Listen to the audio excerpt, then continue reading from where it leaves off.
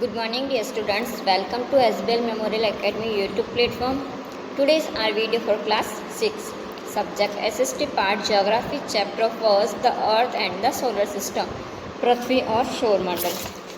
इसी चैप्टर को आज हम पेज नंबर 128 से कंटिन्यू कर रहे हैं। यहाँ पर दे रखा है the earth.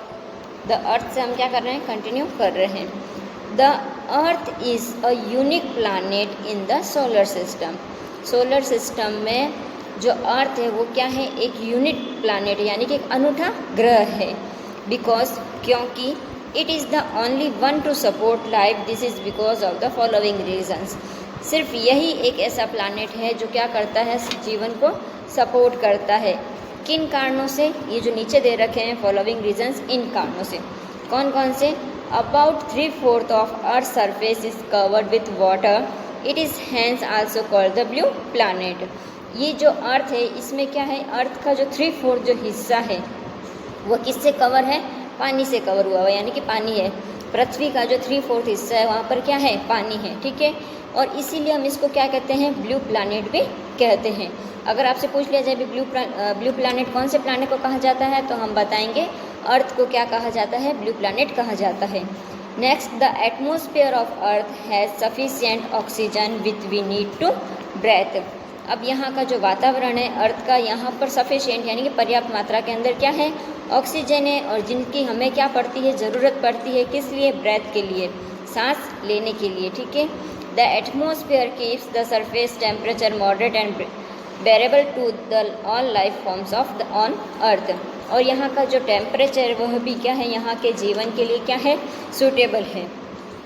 The other gases present in the atmosphere are vital for life on the earth. For example, ozone protect us from the harmful ultraviolet rays of the sun.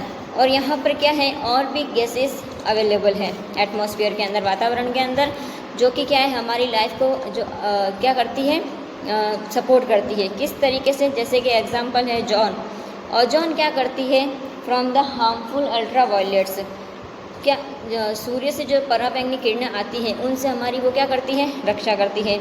The earth surface as soil that supports plant life and many other forms of life. Earth क्या करती है, अर्थ के ऊपर जो मिट्टी है, surface के ऊपर, सतह के ऊपर, वो क्या है, पौधों के लिए और दूसरे भी जीवन के लिए क्या है, सपोर्टेड है, हमारे लिए हेल्पफुल है। अब आता है the moon and its phases, चंद्रमा और इसके चरण जो भी हैं। The moon is the only natural satellite of the earth. Earth के ऊपर जो नेचुरल सैटेलाइट है वो क्या है, मून है, ठीक है। It lies 3,84,400 kilometre away from the earth.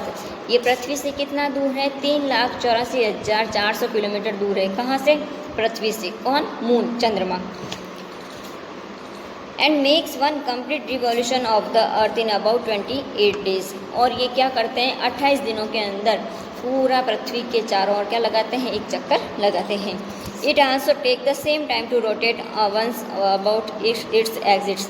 अपने खुद के अक्ष पर घूमने भी सेम इतना ही समय लगाते हैं, कितना, 28 डेज का। This is why we always see the same side of the moon and never get to see in other of or dark side.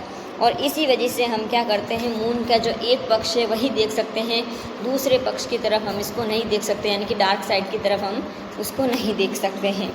The diameter of the, इसका जो व्यास है मून का 1/4 and its gravity 1/6 that to the earth. इसका व्यास 1/4 है और जो gravity, गुरुत्वाकर्षण जो फोर्स है वह कितना है, अर्थ का 1/6 है, okay. The moon thus has no atmosphere and no motor. Moon के ऊपर या चंद्रमा के वहाँ पर ना तो एटमोसफियर है, वहाँ कोई वातावरण है, और ना ही वहाँ पर क्या है, पानी है। No life form exist on the moon because of this. और इसी कारण से चंद्रमा के ऊपर जीवन संभव नहीं है।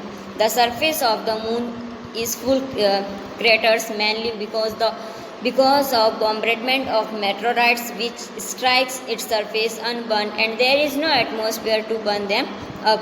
अब मून के ऊपर क्या, फुल क्रेटर्स यानी कि उल्कापिंड है वहाँ पर, mainly because the bombardment of meteorites। बॉम्बेडमेंट्स के यानी क्या है, बमबारी के कारण वहाँ पर क्या हो गए, गड्ढे हो गए हैं, okay. The moon is visible to us in the night sky in various shapes. हम रात को जब आसमान में देखते हैं स्काई के अंदर तो हमें चंद्रमा दिखाई देता है अलग अलग शेप के अंदर।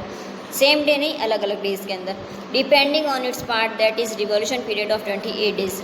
ये किसके ऊपर डिपेंड करता है? उसका जो रिवॉल्यूशन पीरियड होता है उसके ऊपर डिपेंड करता है। The shape of moon becomes bigger during 1.5 hours revolution period of 28 days.